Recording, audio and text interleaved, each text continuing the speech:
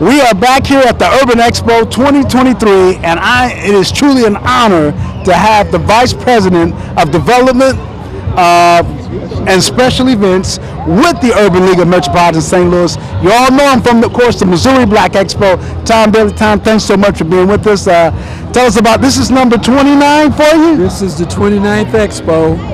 Yep, so the treads are being worn down a little bit, but I got to tell you something. It's been a lot of fun. It has been. You know, we were joking about it, Tom. I had the blessing and the honor to be at the first one back in '92 because I remember getting an opportunity to interview Halle Berry. Yes, indeed. And that was a story in and of itself. Do you know she turned me down at least 6 times before I finally got her to decide to come? Yes. I finally called her manager and I said, look, we're just getting started with this Black Expo. And I know that she's dating David Justice. And I know that he's in Atlanta and she's in California. So why don't we let me fly her from California to Atlanta, Georgia, and stop her off in St. Louis at the Missouri Black Expo. She don't even have to check into a hotel. Just stop by, say hello to everybody, and then we'll take her back to the airport. And that's exactly what she did. Wow, so that she came in for $2,500. And I got to tell you something. Her manager would tell me, look, she doesn't even go to the mailbox for less than $25,000. But he got tired of me begging, and he saw that I had an idea on how to do this, and he took it, and the rest is history. So the key to advice, Tom, is persistence, right? And consistency, don't give up, right? Exactly, especially on something like this, because the Expo is a resource for the community at large. It can influence the community very positively if you bring in the right mix of resources mixed with the credibility of having the network of outstanding people and personalities that can help influence people on a positive basis. Well, I can tell you too from personal experience, you did a wonderful job of always bringing a variety of guests and entertainment for the whole family. You made it that way. And I want to ask you this, what did you kind of get the inspiration to start the Missouri Black Expo? I worked with Channel 4 as a sales rep and then sales manager. And I met a lady named Jerry Kroon who ran the Working Woman Survival Show here. And I handled all her advertising and marketing and stuff. And it just hit me one day. I said, you know what? Just like she's doing this show to help working women, what if we did a show to help the black community? Look at all the things that's not happening for us. 400 years of being under-resourced, 400 years of being denied jobs, 400 years of not getting adequate health care, education. And so I said, what if we could put something together that brought all of the resources under one roof and mixed in some entertainment, because as an African-American male and growing up in this country, I recognize that we like to be entertained. Give these 2 young men a big round of applause. Well, Mike McMillan brings you to the Metropolitan Urban League of St. Louis, and you told me that y'all had a conversation because, of course, he knew about your great work with the Missouri Black Expo. So let everybody know how that happened, that we're here today at the Urban Expo. Yes, so he just said, I'm going to give you the job, but you got to agree that you're going to start doing the expo here. And so we decided to call it the Urban Expo, and then we combined it with the Black Back to School Community Empowerment Festival that they do. And the rest is history. I mean, this is a very successful resource providing event that gives a lot of people a lot of reason to be inspired and a lot of resources to do a better job in their lives. And this is your third one as the Urban Expo. Yes, it is.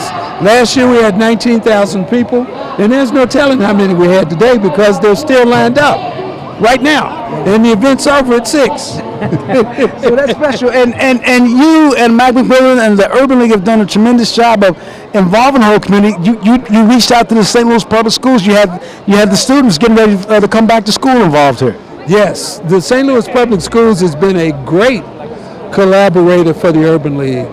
they'd been doing this together for 13 to 14 years before I got here. And this expo, though, just added in extra elements like boxing and the stage and bringing in, celebrity talent and all of those things. And I mean, it's just it's a can't miss opportunity when you have an organization like St. Louis Public Schools with the far-reaching bandwidth that they have. You know, we always talk about where we are as a city. Are we growing? Are we getting, people to want to come and be part of our city, our community, visit it, performing, what have you. You know, we just had an opportunity to see your gospel show. You get artists like Grammy winners like Fred Hammond to come in. That's right. I love that because people like to feel, and especially our community, we love entertainment. All right, we love gospel. The final and, of the evening. And the there's a lot for us to be thankful for, and we feel like gospel adds a really nice element to this type of event. And I really, hopefully next year, we can continue to bring in some top-ranked people, like Kirk Franklin, for example. That would be fantastic, And with your history of the groups you brought in, you talking about the Dawes Effects, the Halle Berrys and Les Browns. Your history says we'll get them here. Oh, there's no doubt about it, because I believe our people should be exposed to the best. That we should be in a position to work with our supporters to be able to put entertainment on that stage that doesn't take a back seat to anybody. And so I'm sure probably preparation for next year's 2024 already, huh? Well, we got to. We'll probably get started in another month or so.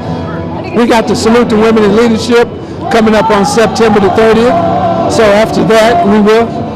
Awesome. And finally, as we wrap things up, Tom, what has it been like for you working with the Urban League? Talk about that and projects that you're doing there with Mike McMillan and the great staff you have over there. I just think that this is a special time to be an Urban League employee. Mike McMillan is a tremendous leader. He's the best leader. He could one day be the national president of National Urban League and would do a tremendous job in that role. He's been, just true to his commitment to doing a great job of serving the needs of low-income people in our community. And he's been able to assemble a team of people who believe, like he does, that our people should have the best. And that's what's making the difference.